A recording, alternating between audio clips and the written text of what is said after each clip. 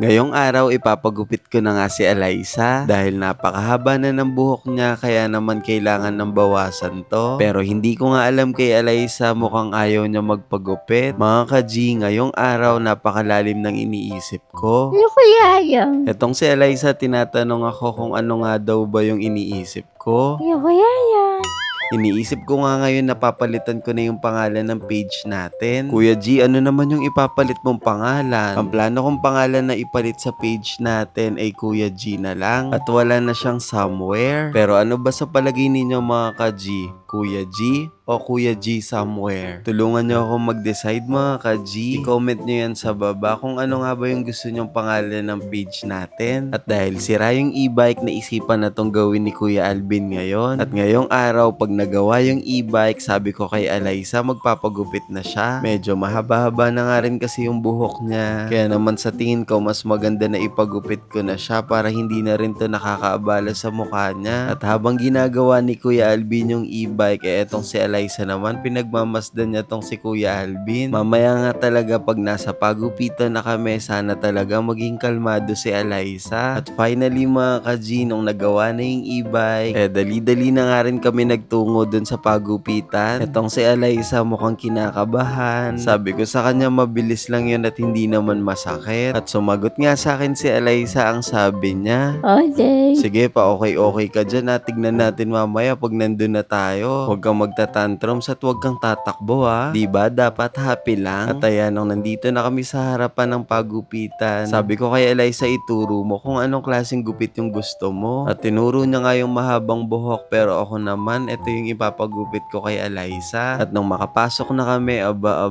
mukhang very good si Eliza kasi umupo siya agad. Naalala ko dati, nung una namin siyang dinala dito para magpagupit, nung pagkaupo niya mismo sa upuan na yan, nakakaramdam na siya agad ng takot. Pero parang ngayon, pa konti-konti, medyo naaalis na yung takot ni Eliza. Ang sinasabi namin kay Eliza dyan, nandito lang naman kami ni Mama sa tabi niya. Kaya wala ka naman dapat ikatakot, Eliza. At ayan, mukhang okay naman siya nung kinabitan siya nitong parang tela. Pero nung kinalaunan, pa konti-konti, si Eliza bigla niyang inaalis ito. Siguro nafe-feel ni Eliza parang sinasakal siya. Kaya naman nagdesisyon kami na alisin na lang to. Nilagyan na nga si Eliza ng mga ipit dyan. Pero mukhang ayaw ni Eliza ng mga ipit, kaya naman isa-isa niya tong inaalis. Sinuklayan ko nga muna si Eliza dyan at kinakausap ko siya para medyo kumalma siya. Sabi ko sa kanya, sige pag nagpagupit ka, pupuntahan natin si Ate Ivana. At ayun nga mga ka-G, mabuti na lang talaga pumayag si Eliza. Eliza, talagang love na love mo si Ate Ivana. Sabi ko nga kay Ate Arlene yung nanggugupit, medyo bilisan niya na lang dahil medyo mahirap gupitan si Eliza. Kaya naman habang nasa mood siya ngayon, sabi ko kay Ate Arlene, samantalahin niya na. Mabuti na lang talaga sanay na si Ate Arlene sa mga ganito. Sabi pa nga sa amin ni Ate Arlene, minsan kahit daw tulog siya, nakakapagupit siya.